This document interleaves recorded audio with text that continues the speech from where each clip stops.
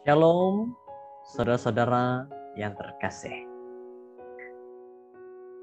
Puji syukur dengan berkat yang telah Tuhan berikan kepada kita. Saat ini kita mulahkan renungan kita dengan doa. Mari berdoa. Bapa di surga, puji syukur di atas berkat-Mu, pimpinan-Mu. Kami dapat bersama-sama mempelajari, merenungkan firman Tuhan dengan sebaiknya. Menjauhkan kami daripada segala bahaya, juga memimpin kami mendengar firman-Mu ini. Dalam nama Yesus. Amin.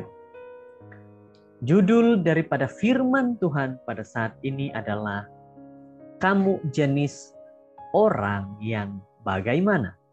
Dan ayat renungan di dalam 2 Petrus 3 ayat 11 berkata, jadi jika segala sesuatu ini akan hancur secara demikian, betapa suci dan salehnya kamu harus hidup. Kalau ini dipertanyakan kepada saudara-saudara, apa yang akan kita jawab? Dan bagaimana kita untuk memperlihatkan dalam kehidupan kita? Di sini Petrus mendedahkan bahwa kebimbangan besar dia ialah dengan peristiwa-peristiwa, bukan dengan peristiwa-peristiwa, tetapi dengan manusia, yaitu dengan tabiat para pembacanya.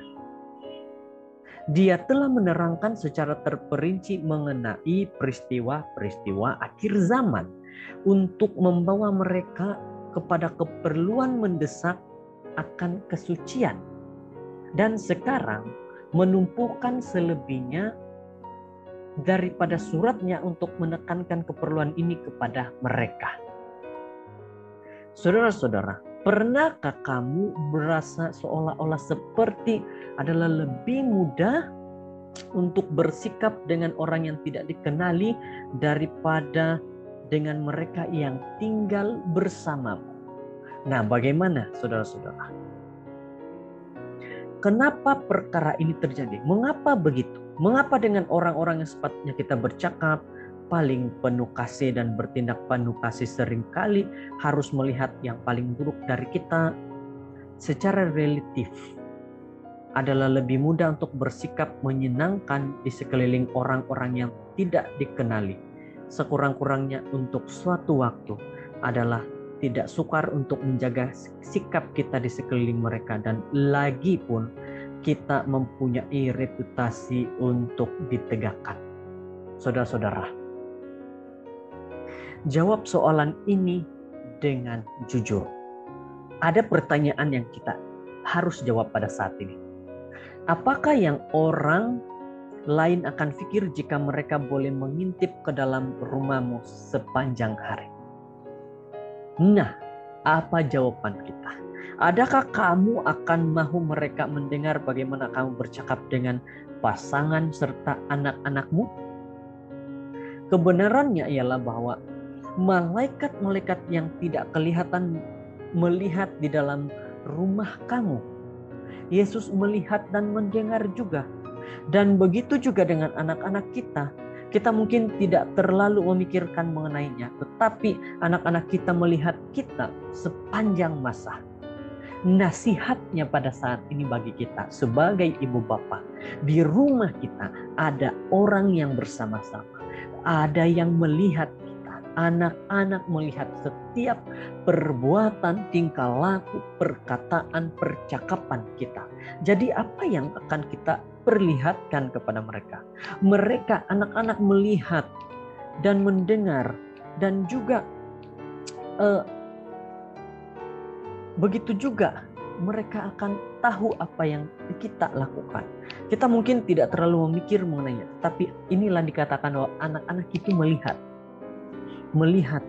Kita mungkin mereka melihat bagaimana kita bertindak balas kepada tekanan dan bagaimana kita memberikan reaksi kepada situasi-situasi yang mengecewakan. Dan pikirkan mengenai ini. Anak-anak lelaki kita cenderung untuk memperlakukan istri mereka dalam cara yang sama mereka melihat bapak mereka memperlakukan ibu mereka. Anak-anak perempuan kecil kita akan berkomunikasi kepada suami mereka dalam cara yang mereka saksikan. Mereka bercakap dengan bapak mereka. Dan sekalipun kamu seorang diri, anakmu akan membesar memantulkan gaya komunikasi dan penyelesaian konflik yang sama seperti yang kamu gunakan. Apa yang kamu perlihatkan dari awal ketika anak itu dapat melihat, dapat mendengar, dan dapat mengetahui, itu juga caranya yang akan digunakan untuk menjaga kamu sebagai orang tua. Kepentingan untuk menunjukkan teladan hidup suci dan taat akan Allah tidaklah boleh dipandang rendah. Ingat ini saudara-saudara, kepentingan untuk menghormati Tuhan, untuk hidup dalam kasih bersama Tuhan adalah sangat penting, jangan dipandang rendah. Adalah pada saat yang tidak disedari untuk kelihatan tidak penting dalam kehidupan harian kita. Inilah di mana tabiat kita didedahkan. Jadi bagaimana kita bertindak balas dengan isu yang dibangkitkan. Dalam teks Alkitab kita hari ini, orang seperti bagaimanakah kita harus menjadi? Adakah kita ini sepadan dengan seperti diri kita?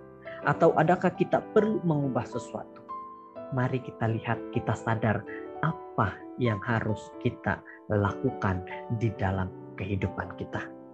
Ya Tuhan yang terkasih, tolong bantu aku menjaga lidah, menjaga pikiranku, menjaga setiap tindakanku. Bantu aku untuk memantulkan Engkau kepada setiap orang yang aku temui. Tetapi yang paling utama, bantu keluargaku untuk melihat Engkau di dalamku pada hari ini. Saudara-saudara, pastinya saat saudara mendengar firman Tuhan hari ini, saudara rindu memperlihatkan kepada anak-anak saudara bahwa ada Yesus dalam diri sebagai seorang ibu ataupun bapak. Terima kasih. Firman Tuhan hari ini kiranya menjadi satu berkat bagi saudara-saudara. Kita berdoa.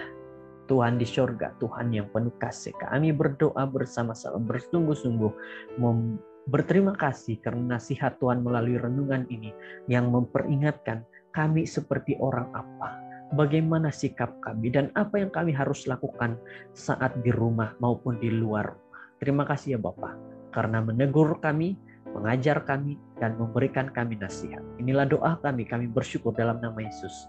Amin.